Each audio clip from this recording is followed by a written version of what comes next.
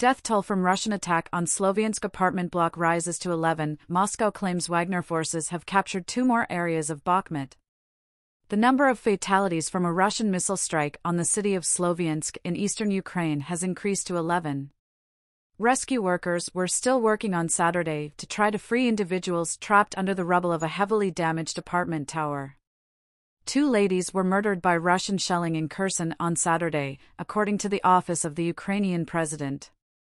The Russian military ministry reported that the Wagner mercenary organization had taken 2 additional Bakhmut locations.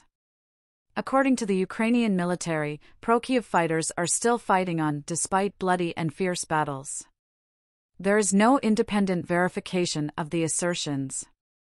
According to a Russian official, a settlement in Russian-controlled Donetsk was shelled by the Ukrainians, resulting in 4 deaths and 10 injuries. A 7-year-old girl was reportedly one of the injured in Yasenuvada, according to Denis Pushilin. According to the local police force, Russia has been employing drones to assault Ukrainian police in Kherson.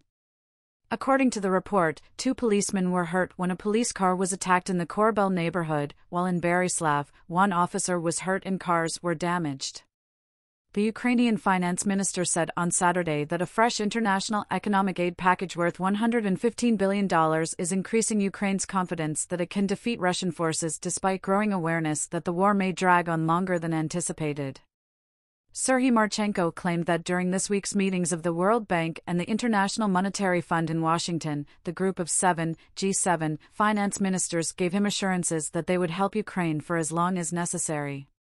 On Saturday, Volodymyr Zelensky spoke with Emmanuel Macron, the leader of France. The president of Ukraine said in 2 tweets that they had spoken about Macron's recent trip to China, where he met President Xi Jinping.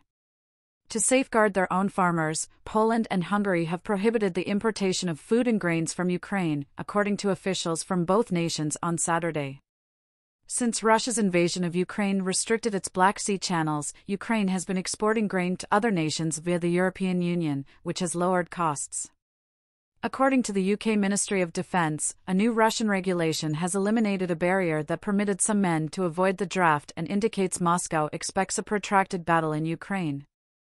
A bill to establish a digital draft system was reportedly signed by Vladimir Putin on Friday, making it simpler to enlist Russian citizens and igniting new anxieties across the nation. The Brazilian president, Luiz Inácio Lula da Silva, has said the U.S. should stop encouraging war in Ukraine and start talking about peace.